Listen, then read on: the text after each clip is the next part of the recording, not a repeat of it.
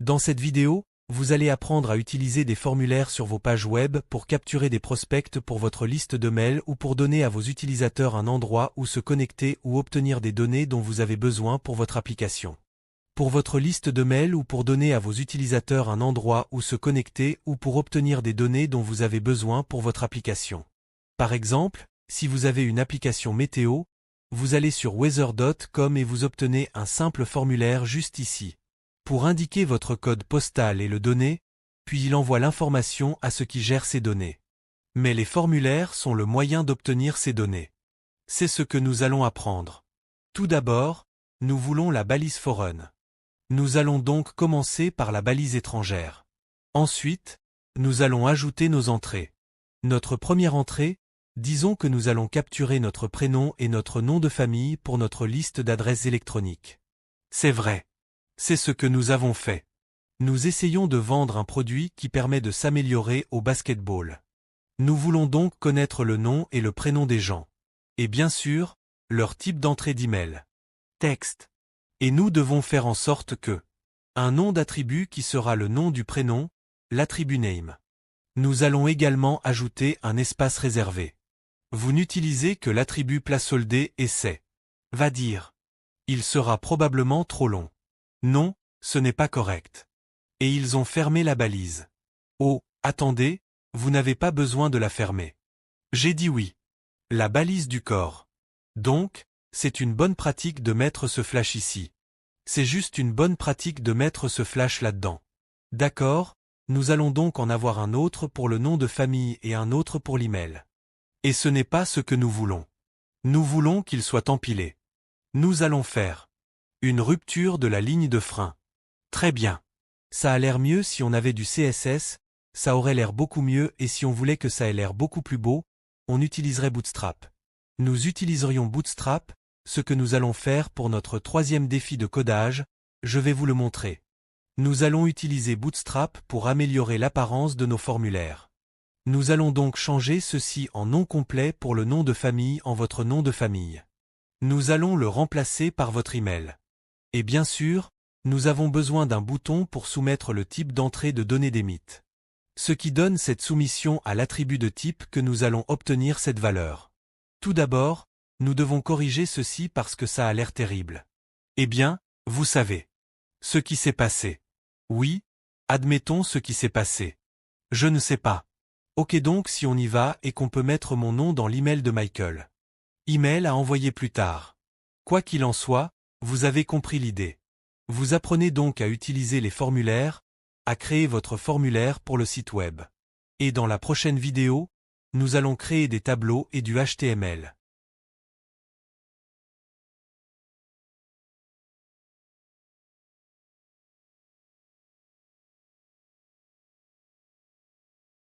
Dans cette vidéo, vous apprendrez comment créer des tableaux en HTML. Dans une vidéo précédente, vous apprendrez comment obtenir des données d'un utilisateur à l'aide de formulaires, alors que les formulaires sont un bon moyen d'obtenir des données d'un utilisateur. Les tableaux sont un bon moyen d'afficher ces données après les avoir calculées ou simplement pour les organiser. Nous allons donc créer un tableau contenant les données de nos deux amis. Au moins pour mes deux amis, il contiendra le nom, l'âge dans l'email avec ses amis. Créons donc d'abord la table. Et ensuite nous aurons un en-tête de table. Mais d'abord, nous allons utiliser. OK, vous avez donc des lignes de tableau, des en-têtes de tableau, des données de tableau et bien d'autres choses encore. Je les mettrai dans l'onglet ressources, dans la section de téléchargement à droite, pour que vous puissiez les consulter, ainsi que tous les attributs qui vont avec les tableaux, les lignes, les données, etc. Vous pouvez donc les consulter.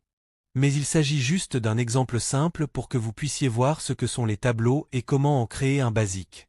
Le premier que nous allons avoir est l'en-tête de la table, le premier est le nom et il est plus facile de le faire. Il suffit de copier-coller ce copier-coller. Qui ne sait pas fermer. Donc, le nom de l'âge. Vous pouvez donc voir que j'apparais ici. On ne peut donc pas vraiment dire qu'il s'agit d'un tableau. Nous allons l'entourer d'une bordure. Nous avons donc une table incroyablement laide. Vous voyez, je ne ferai jamais de tableau sans Bootstrap parce qu'on dirait qu'on est en 1990. La première personne s'appelle Jeff. Il a 35 ans. Et l'email de Jeff est tout simplement le +jet@gmail.com. D'accord. La deuxième personne est Courtney. Elle a 25 ans et son adresse électronique est cmac@uf.edu, quelque chose comme ça. Voilà, c'est fait. Voilà notre super table. Comme je l'ai dit, je n'aurais jamais fait ça sans Bootstrap. Je vais vous montrer rapidement. Nous allons le faire dans le prochain défi de codage. Mais juste pour vous donner un petit aperçu de ce à quoi ils ressemblent. Ils ont l'air tellement plus propres. Regardez comme celui-ci est plus propre que celui-là. C'est pourquoi je ne le ferai pas et ils sont réactifs, vous voyez, ils sont réactifs. Et voyons voir, je veux dire que ceci essaie de faire un plein écran. Mais ce n'est pas le cas. Dans les deux cas, ce n'est pas réactif. Nous allons donc utiliser Bootstrap plus tard. Maintenant vous savez comment afficher des données à vos utilisateurs sous la forme un tableau, ce qui rend les données plus faciles à parcourir pour l'utilisateur. Bien sûr, ils recherchent des données. Ils voient un tableau et peuvent facilement le trouver en cherchant le nom de la flèche. C'est comme une base de données, c'est facile de trouver information que vous cherchez. Dans la prochaine vidéo, nous aborderons les balises sémantiques, qui incluront un peu de HTML5. Nous allons les utiliser pour mieux organiser notre page web, à la fois pour notre confort et pour les moteurs de recherche, qui vont explorer notre site, nos sites web. Très bien. Dans cette vidéo, nous allons donc aborder les balises sémantiques, c'est-à-dire le HTML5. Nous n'allons faire qu'effleurer la surface car HTML5 et CSS3 ne sont que des livres, de longs livres, écrits sur ces sujets. Nous allons donc simplement voir comment utiliser les balises sémantiques de base pour nous aider à organiser notre site web. Presque tous les navigateurs web modernes supportent les balises sémantiques. Tous les navigateurs modernes supportent HTML5 et CSS3. Maintenant, Chrome supporte cela sur toute la ligne. Il en va de même pour Firefox. Mais vous savez que ça finira par arriver. L'astuce de ce site, dont je posterai le lien dans la section des téléchargements, c'est que si l'on clique sur l'icône de la page d'accueil, on obtient immédiatement des requêtes claires. Si l'on clique sur ce lien, on accède à de la documentation sur ce que sont les requêtes médias et comment les mettre en œuvre. C'est donc une bonne référence à avoir si vous voulez en apprendre plus sur HTML5, vous savez, par vous-même ou dans le cadre de l'un de mes prochains cours ou d'un autre cours à la page 5. Nous allons donc vous montrer un exemple que vous pouvez relier au blog sur les gâteaux que nous avons eus. Voici donc une plaque de base que nous pouvons simplement copier et coller. La plaque de base est juste tout le code nécessaire. Pour cela, il suffit de le copier et de le coller. Je veux dire que vous pouvez faire la même chose pour Bootstrap ou beaucoup d'autres choses si vous faites comme Angular, JS ou n'importe quelle bibliothèque JS. Des tonnes de travail pour tout type de code en fait. Nous avons donc ici Hello World. Je veux me débarrasser de ceci et vous voyez la différence comme ce type de document ici est changé. Il y a des cerceaux, c'est-à-dire qu'il faut un certain bibliothécaire JavaScript pour s'en occuper parce que leur exportation est lente et vous savez, il faut s'occuper de tout le monde. Est lent et vous savez qu'il faut évoluer avec le temps, et puis vous avez du CSS dont vous n'avez pas vraiment besoin. Mais je veux dire, s'il vous plaît, ne mettez jamais votre CSS ici, ayez toujours votre CSS dans un fichier externe. Ne le mettez jamais dans le même fichier. Ne le mettez jamais dans le même fichier que votre HTML, laissez-le là pour référence. Supposons que nous ayons un article de blog sur les gâteaux, nous devrons utiliser la balise article de l'article. Cela permet également au moteur de recherche de savoir qu'il s'agit d'un article. Et je suis presque sûr qu'Arthur est l'un d'entre eux. Vous pouvez ensuite créer un lien vers votre compte Google+. Je l'utilise beaucoup pour mes clients quand ils ont raison ou quand ils ont des articles de blog ou quand j'écris des articles de blog pour eux. De cette façon, Google associe leur compte Google+ à leur site web, ce qui les aide à mieux apparaître dans les classements de recherche. Mieux apparaître dans les classements de recherche parce qu'il leur donne plus de crédibilité puisque vous avez établi cette autre. Donc, il suffit d'apprendre cela, c'est un simple gâteau puis nous aurons un peu de texte à gâteau et c'est tout. Pour cet exemple, il suffit donc de dire que nous avons un article. Donc, au lieu d'utiliser une classe différente égale, vous savez. Qu'est-ce que c'était que ce billet de blog? Nous utilisons simplement article. Maintenant, bien sûr, Nous pourrions donner à cet article une classe propre, par exemple utiliser des recettes simples ou autres. Enlever épeler. Je sais épeler. J'y crois. Et puis nous pouvons styliser cela. Mais nous voulons plus. Nous pouvons utiliser, vous savez, ajouter un pied de page. Et c'est la navigation. Et vous savez que vous verrez cela dans Bootstrap aussi parce que Bootstrap utilise le HTML. Vous verrez qu'en haut, il n'y a pas grand-chose à dire. Il suffit de laisser ce champ vide. Eh bien, je n'ai pas vraiment dit que vous êtes en mesure de dire. Ça n'ira nulle part parce que c'est une URL vide et bien sûr vous devez fermer la balise nav. Avec cela, vous voyez donc la puissance des balises sémantiques, car vous savez maintenant où tout se trouve. À mon avis, comme je l'ai dit, c'est facile à regarder. Je peux regarder la balise nav et je sais qu'il s'agit de la navigation. Je peux regarder cet article et je sais qu'il s'agit d'un article de blog. Je peux regarder le pied de page et je sais que c'est de la navigation car au lieu de voir div classical et de regarder cela. Je préfère cela. Je pense que c'est plus facile à styliser, plus facile à travailler et si quelqu'un d'autre et c'est le plus important. Si vous travaillez sur un gros site web avec plus d'une personne, je pense que c'est le plus important. C'est absolument crucial parce que cela rend le code plus évident. Au lieu d'utiliser des classes arbitraires parce que tout le monde ne pense pas la même chose, comme je peux nommer cet article. Article recette simple et alors une autre personne peut regarder cela et dire « Eh bien je ne sais pas ce que c'est. » Ce que c'est. Et puis le style est différent dans le nouveau conflit d'idées et c'est juste mieux d'avoir un texte sémantique. Texte sémantique. Vous savez donc maintenant comment incorporer des balises sémantiques dans votre page web pour mieux l'organiser. Dans la prochaine vidéo, tu auras ton troisième défi de codage.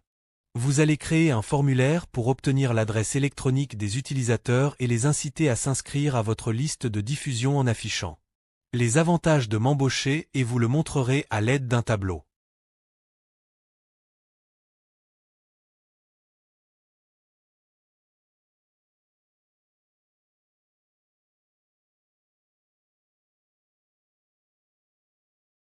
Défi du code numéro 3, faisons-le. Votre mission consiste à imaginer que vous êtes un développeur web, ce qui est déjà le cas. Vous cherchez des clients et vous avez un blog sur le développement web et sur la façon d'apporter plus de clients aux entreprises en ligne. Aux entreprises en ligne. Vous voulez obtenir l'email de vos clients potentiels et vous voulez qu'ils vous envoient leur email. Email. Et en dessous, vous allez avoir un tableau de 3 par 3 ou un tableau plus grand si vous le souhaitez, expliquant les avantages de travailler avec vous. Les avantages de travailler avec vous. Et en bonus, utilisez Bootstrap pour créer vos tableaux et vos formulaires. Et nous verrons cela dans la prochaine vidéo. Je vous y retrouverai donc. Et n'oubliez pas, lorsque vous aurez terminé ce défi, postez un lien vers votre code dans la section de discussion. J'y jetterai un coup d'œil. Défi de code numéro 3, faisons ceci. OK. Donc cette tâche consiste à créer un formulaire qui prend les entrées de l'utilisateur. Nous allons obtenir leur email. Et en dessous, nous allons créer un tableau qui indique les avantages de nous embaucher pour un travail de développement web. Je vais donc utiliser Bootstrap pour cela, car Bootstrap rend les tableaux et les formulaires beaux. Et si votre client typique voit quelque chose de moche, il ne va certainement pas nous embaucher pour un travail de développement web. Nous allons donc utiliser Bootstrap pour commencer. Nous allons passer au code de base, le copier-coller et vous pouvez voir que comme c'est du code, nous n'avons pas besoin de ce doctype automatiquement. C'est peut-être pour une simplification, mais pour CodePen, il y a des choses pratiques en coulisses qui nous permettent d'arriver là où nous n'en avons pas besoin. Nous devons donc maintenant obtenir le CDN pour les fichiers CSS. Normalement, nous aurions ici notre fichier CSS Bootstrap dans le dossier avec le HTML. Mais comme il s'agit de CodePen, nous devons utiliser un CDN et donc qu'est-ce qu'un CDN? Si vous ne le savez pas, c'est un. Vous pouvez donc voir que cela a changé. Donc, cela a été appliqué, mais un CDN est un réseau de diffusion de contenu qui est comme avoir une bibliothèque en ligne et vous accédez à cette bibliothèque pour la renvoyer.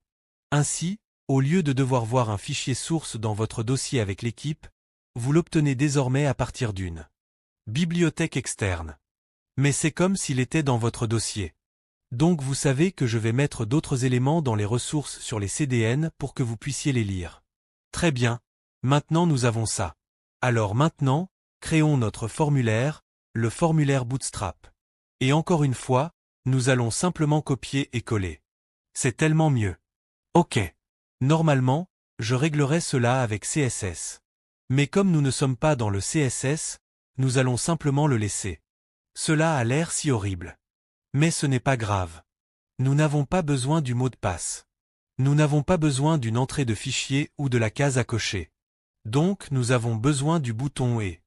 Donc nous avons l'adresse email dans l'espace réservé email. Alors modifions l'espace réservé en votre email ici. Vous avez le bouton d'envoi. Je n'aime pas ce bouton d'envoi. Alors trouvons nos boutons et modifions-les. Je voulais donc me démarquer, je voulais avoir la couleur de réussite. Alors, quel est le bouton réussite? Nous ajoutons donc cette classe à quoi le succès doit devenir vert. Et voilà. Mais ce n'est pas vert. Je veux aussi le rendre grand. Il n'est pas assez grand. Alors, allons au bouton des tailles foncées, bouton grand. Non. Oh mon Dieu. Et voilà. Un bouton est grand. Maintenant. Super. D'accord, c'est un tableau 3 par 3, ce qui signifie que nous allons avoir une ligne par entreprise pendant que nous travaillons. Avec une colonne pour les entreprises avec lesquelles nous travaillons, une autre colonne pour ce qu'elles ont à dire pour nous. Ce qu'elles ont à dire à ce sujet, comme des témoignages, puis la troisième colonne et les avantages de travailler avec nous et avec vous. Nous allons donc d'abord créer notre première ligne de tableau. Nous allons donc avoir 4 règles de tableau. Nous pourrions donc simplement les copier et les coller pour en savoir plus. Nous allons avoir 3 en-têtes de tableau. Alors faisons-nous d'abord et nous allons ajouter un saut de ligne. Oh, mes intentions sont fausses et cela va me rendre fou. OK. OK. Donc le premier en-tête est les entreprises avec lesquelles je travaille. OK. Et puis c'est parti. Faisons ça.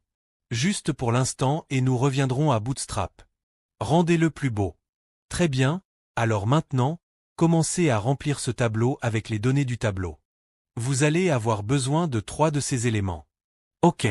Donc les entreprises avec lesquelles j'ai travaillé, soyons optimistes ici, disons Google, bien sûr Google Amazon, puis Fred l'a mis en place.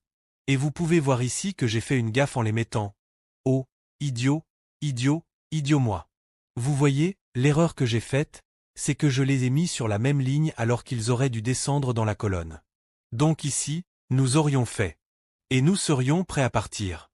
Je pensais que vous aviez dit que vous disiez que Fred est sceptique. Voilà donc ce que Google a dit à propos de sa collaboration avec moi. Tellement intelligent. S'il vous plaît, prenez mon argent. Amazon a dit qu'il avait créé le système pour les drones. Fred Sceptique a dit que de nombreux clients remercient Michael. Et d'autres avantages. Pour avoir travaillé avec moi. Il est à l'heure. Tous les projets plus spécifiques à l'heure. Plus heureux, généreux compensation. Paiement généreux. Et puis nous dirons bonjour et très vite. Ce sont juste des trucs auxquels je pense en tête, mais ça ne veut rien dire. Très bien. Voici donc notre table. Et comme je l'ai dit, revenons en arrière et rendons-la un peu meilleure. Utilisation de Bootstrap. OK. Alors voyons au lieu d'utiliser ceci où pour aller. Donc cette bordure qui est une vieille chose. Je veux dire que ce n'est pas vieux mais les méthodes de Bootstrap utilisent des classes donc nous allons utiliser cette bordure de table. Bordure avec bordure de table. Oh maintenant notre table est bordée. Voir Y a-t-il autre chose que je veux faire à ma table? Attention danger. Je suppose donc que je peux en rendre un actif pour la diffusion d'informations. Faisons-le. Faites en sorte que l'un d'entre eux réussisse. Celui-ci affichera donc le succès des gens. Oh là là.